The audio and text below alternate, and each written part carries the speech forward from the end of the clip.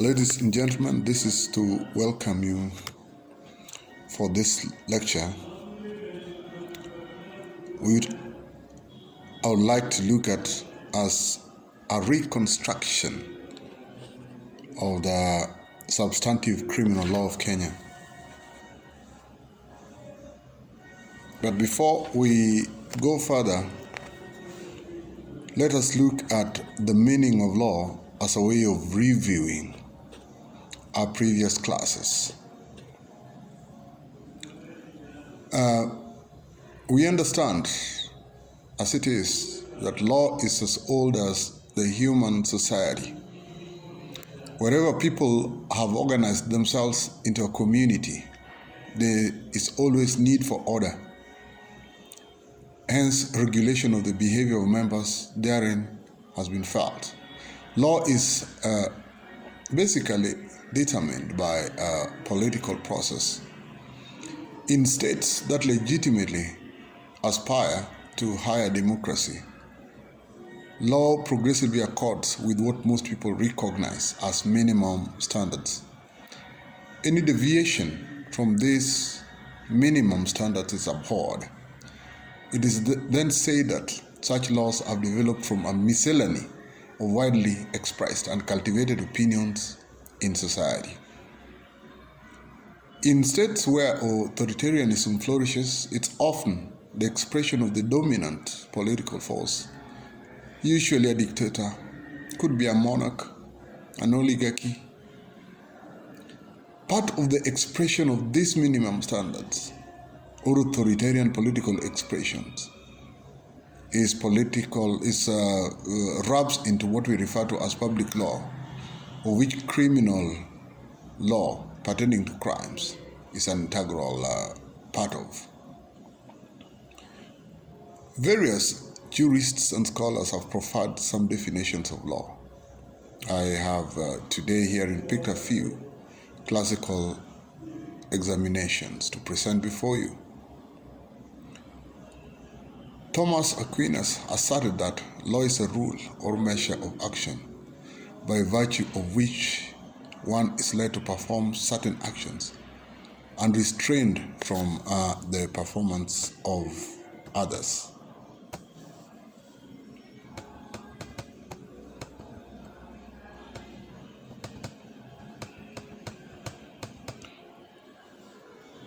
Solomon contended that law is the legitimate assertion of the sovereign, however acquired. The Augustinian school bequeathed to modern jurisprudence what we refer to as legal positivism, defining law as a type of command laid down by a political sovereign, enforceable by a sanction. Then, according to Philip S. James, it may roughly be defined as a body of rules for the guidance of human conduct, which are imposed upon and enforced among members of a given state. Savigny's assertion was that law is Volksgeist. Volksgeist is German word for folk spirit, or simply put, the people's will. Savigny contended that law is a distinctive involvement of a people. He likened it to language or values. These are product of shared human action and reasons over generations, not the result of some instantaneous human design. So that law was never consciously invented at a specific moment in time. Rather, they represent slow and organic emanations of discrete people.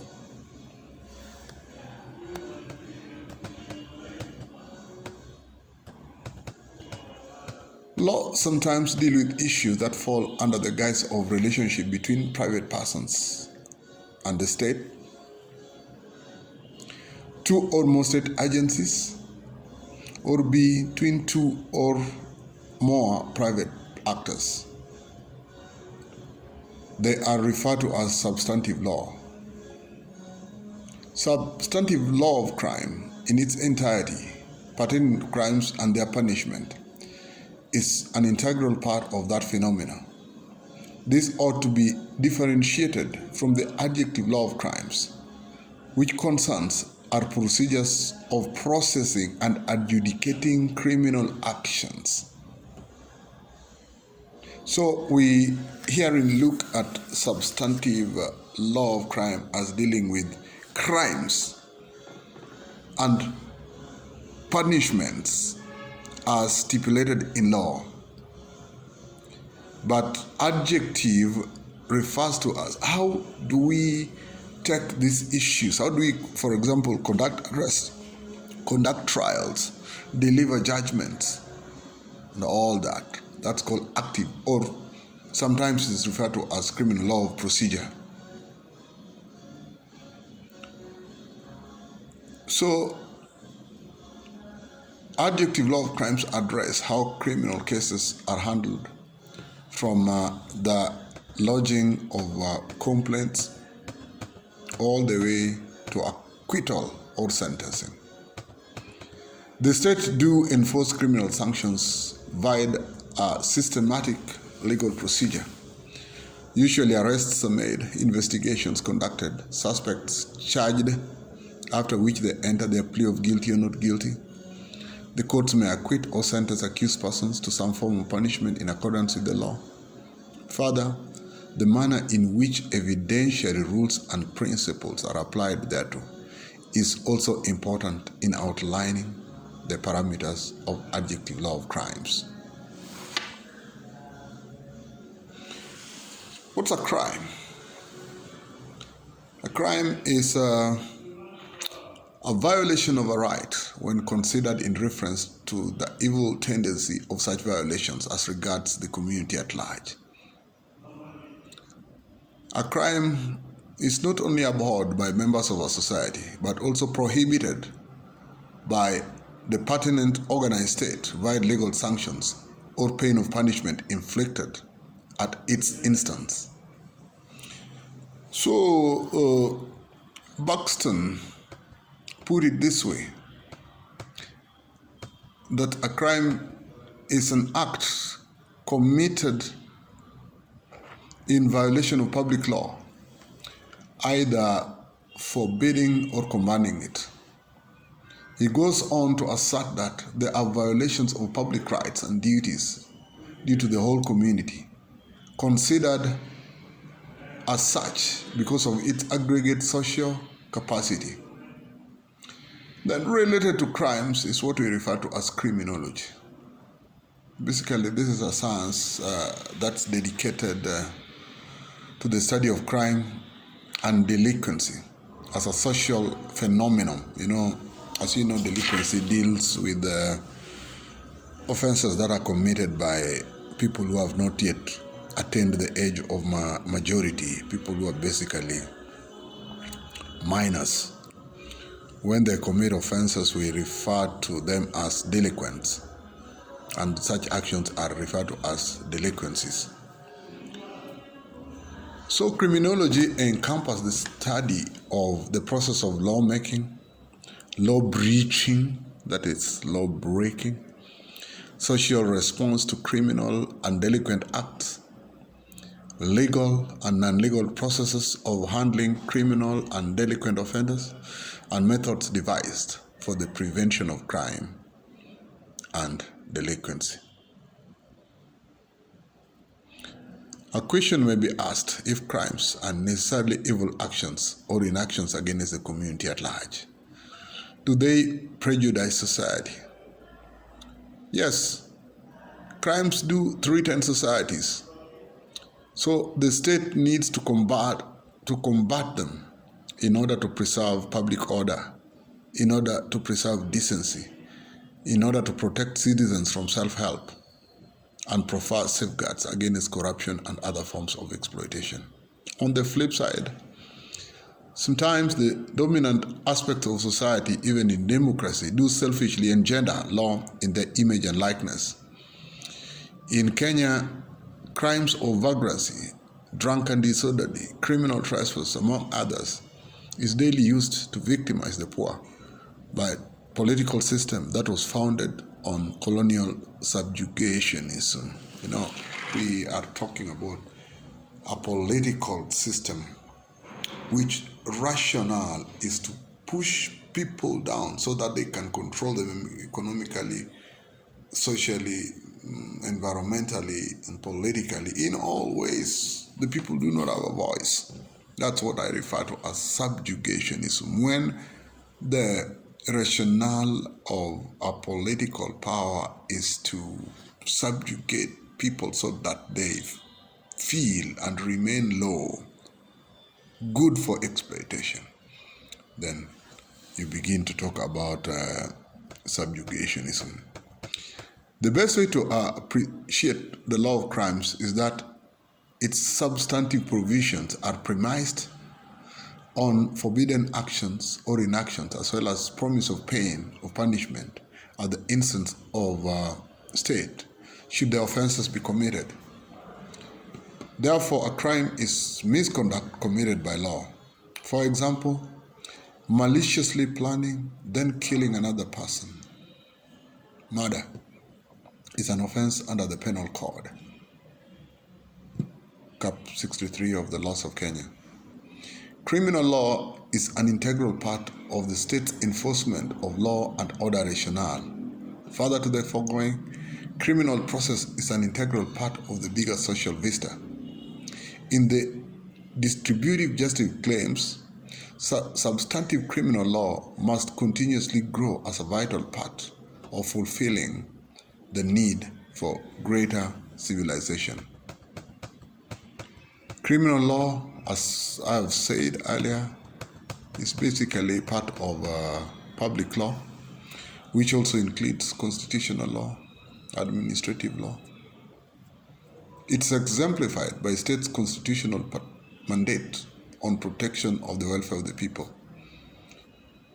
The substantive provisions are occasioned under the Penal Code, like I've said, Cap 63 of the laws of Kenya, and other sectoral legislation such as Sexual Offences Act, Economic Crimes and Prevention Act, among others. There is a provision for international crimes under what we refer to as the International Crimes Act. Yes, certain crimes, when they are committed, can be punished by the International Criminal Court at The Hague. As you very well know, that 6 Kenyans have between 2008 and 2013 went to The Hague where they were tried, and for though none was ever found guilty, but the trial took place, and so it's a court that is real to us as Kenyans, because none other than the immediate former president and the current president appeared before it. The international crimes is supported not just by the Kenyan legislation, but also by the Rome Statute, which is an international treaty. Yes, criminal laws of substantive nature are also contained in legislations dealing with protection of natural resources like the Fisheries Act, Environmental Management and Coordination Act, Wildlife Conservation and Management Act, Forestry Act, among others.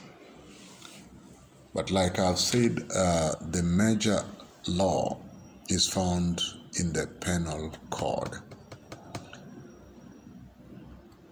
We also have another very important legislation that is crucial for criminal law. It's referred to as the Criminal Procedure Act. That's where the procedures for trying criminal cases are reduced to law.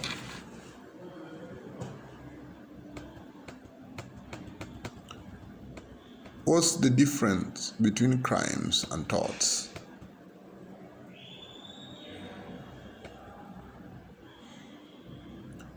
Disobedience of all law does not lead to a criminal process. There are tort and contract breaches which do not necessarily lead to criminal liability. This may be discerned from Austin's, which was definitely another angle in the definition of criminal law. One refer to it as the wrong perspective.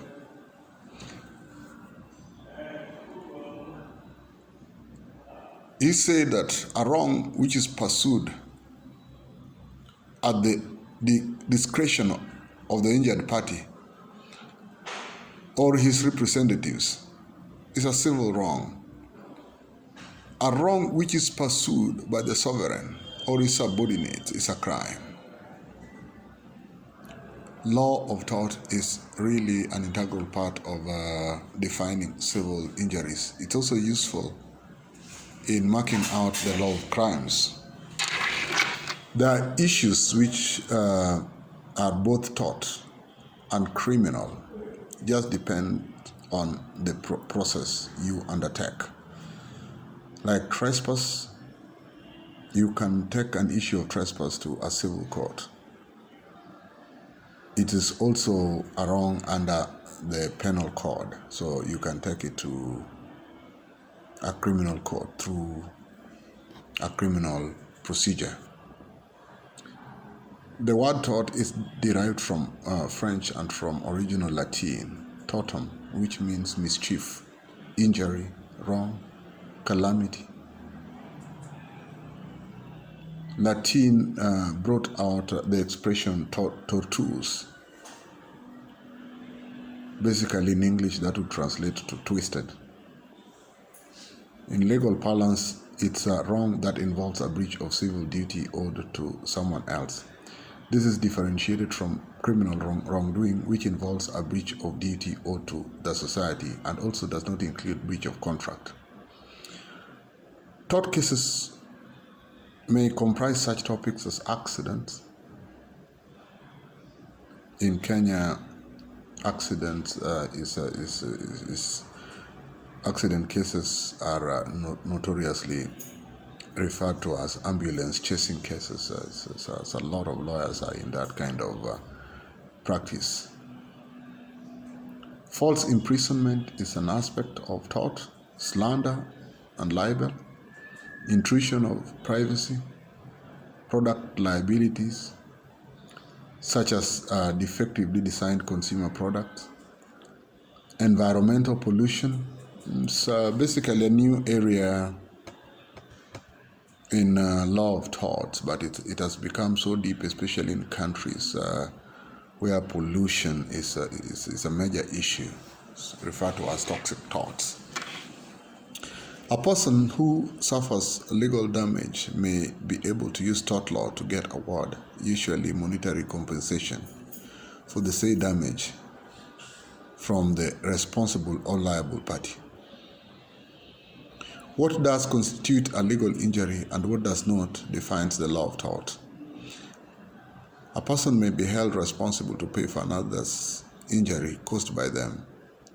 Before their separation, tort, a private action, was used more than criminal law. There is some overlap between criminal law and tort. For example, in English law, an assault, a form of trespass to the person, is both crime and a tort. A tort allows a person, usually the victim, to obtain remedy that serves their own purposes. For example, by the payment of damages to a person injured in a car accident, or the obtaining of injunctive relief to stop a person interfering with their businesses. Criminal actions, on the other hand, are pursued not to obtain remedies to assist a person, although often criminal courts do have power to grant such remedies, but to remove their liberty on the state's behalf. That explains why incarceration is usually available as a penalty for serious crimes, but not usually for torts. The more severe penalties available in criminal law also mean that it requires a higher burden of proof to be discharged than the related tort.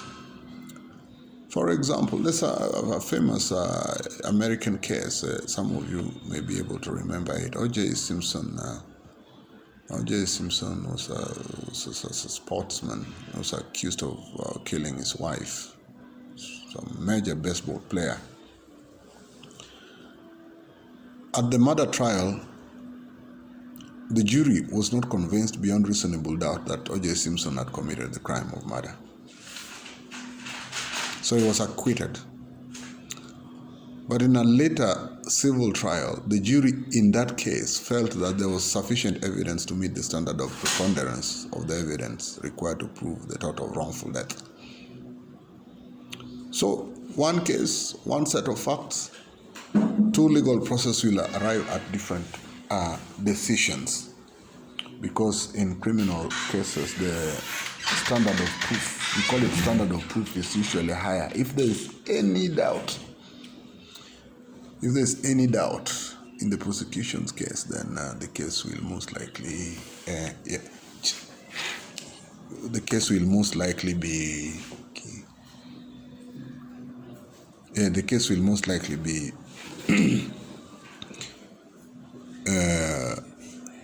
there will be an acquittal.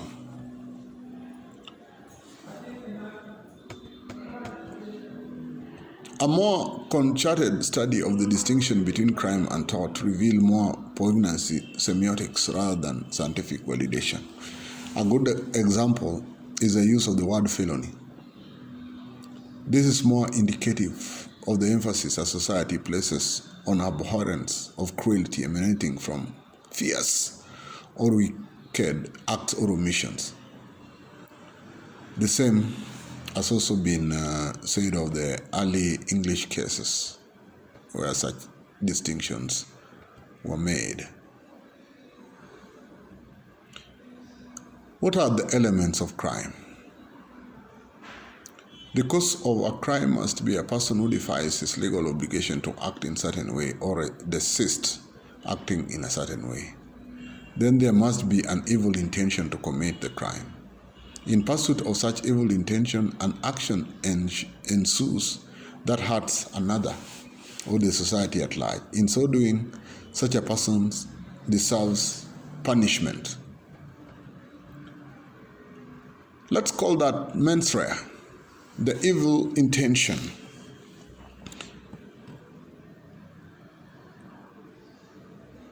Mens rea simply means that the act itself does not make a person guilty unless his intentions were to inflict an offense on the other person. The other interpretation of mens rea is that the act does by me against my will is not my act at all. So there are two issues there. The act itself does not make a person guilty unless his intentions were.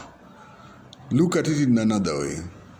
The act done by me against my will is not my act at all. Very interesting. Other than mens rea, we have what we call actus reus. Then the human being and the evil intent are not enough to institute a crime. The thoughts of a man are not tried. They must be manifested in some voluntary act or commission. Actus reus is the expression in Latin. When criminal policy provides in law that the action is harmful, it is then punished according to the law that provides for it. The law deals with acts rather than what is in the mind. It penalizes acts as contrasted with bodily states and forms involuntary behavior. Then a person is punished only for his own conduct and not that of others. A person is punished only for his own conduct and not that of others. There are various principles of crime.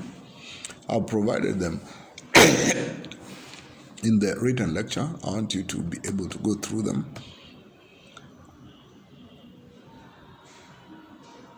Mistake, intoxication, compulsion, legally abnormal mind, incitement, criminal conspiracy, attempt, possible parties to a crime,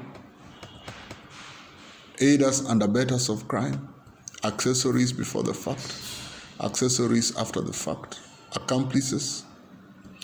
Yeah, it's important to look at those principles, make reference from textbooks, and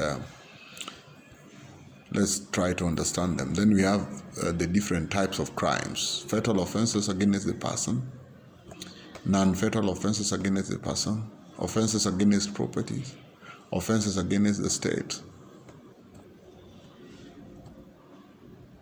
We will be looking at those classes of offenses one by one. Offenses against properties. The style we'll use in this class is basically to pick some couple of cases and analyze them. Like we have various offenses against property, and we'll look at them. We look at the cases that our courts have decided. Then we will also discuss on sentencing and punishment. Sentences are provided under the penal code, among other laws, and the punishments given for them. You read the summary that are provided at the end of the lecture, and yes, by the time you finish reading this, by the time you can answer to those questions in regard to referencing to various types of offenses, principles of crimes and all that, you'll be quite somewhere. Then if we meet, it will be easy for us to follow each other. So I'm going to send you this right away. And